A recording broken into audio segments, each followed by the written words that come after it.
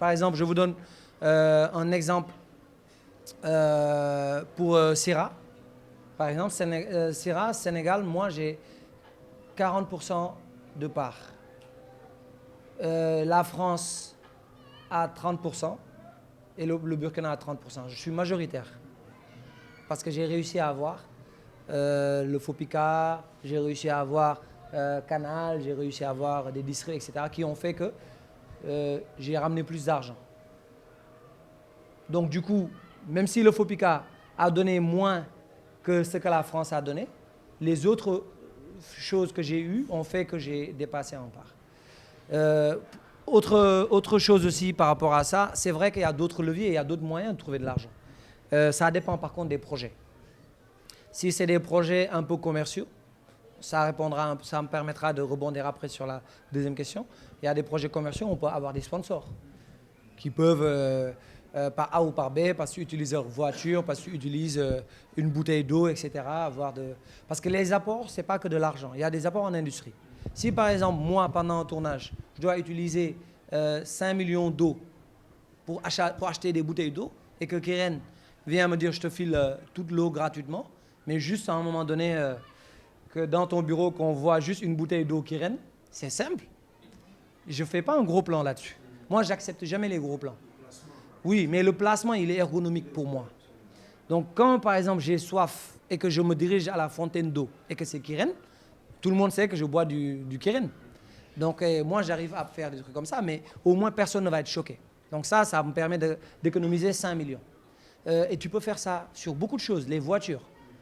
Tu peux avoir un fournisseur qui te file des voitures que tu aurais dû louer 50 000 par jour, tu en as une cinquantaine, tu fais économiser 4 millions, 5 millions, et le mec te file les voitures. Mais juste à un moment donné, on voit un porte-clés, tu arrives chez toi, tu dois partir, on voit sur le porte-clés, c'est écrit Caetano, quoi. Tu prends le on dit une porte-clés ou un porte-clés?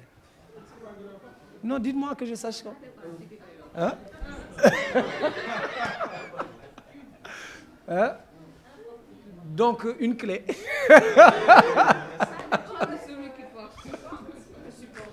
Ou bien 2 porte-clés que tu trouves.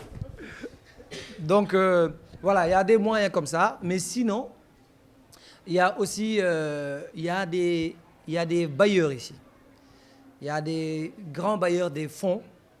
Mais il faut faire des projets de 3 milliards, 4 milliards, où tu peux avoir 1 milliard, même 2 milliards. Mais tu dois rembourser ça. C'est vraiment des films comme Tirailleurs. J'ai réussi à faire ça. À un moment donné, on a eu 500 millions d'un bailleur parce qu'il savait que c'est un film commercial, etc., qui pouvait rapporter de l'argent pour rembourser. Ils ont été remboursés de toute façon. Voilà. Mais ça, c'est des gens qui ont l'habitude de... C'est des comptables, ça, qui sont là-bas, qui savent étudier un business plan, qui savent voir un peu la promesse de remboursement de tel ou tel projet et qui arrivent voilà. Quoi.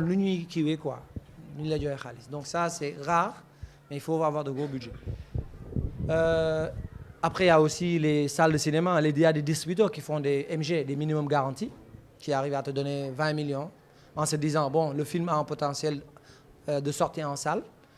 Quand on va faire la sortie, moi, je suis sûr qu'on va avoir 40 millions. Donc, je te donne 20 millions en minimum garanti parce que je sais que j'aurai plus.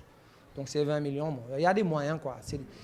Mais ce n'est pas beaucoup d'argent qu'on peut soulever au Sénégal. Ça, c'est clair. Qu'au Sénégal, la marge de manœuvre est très réduite.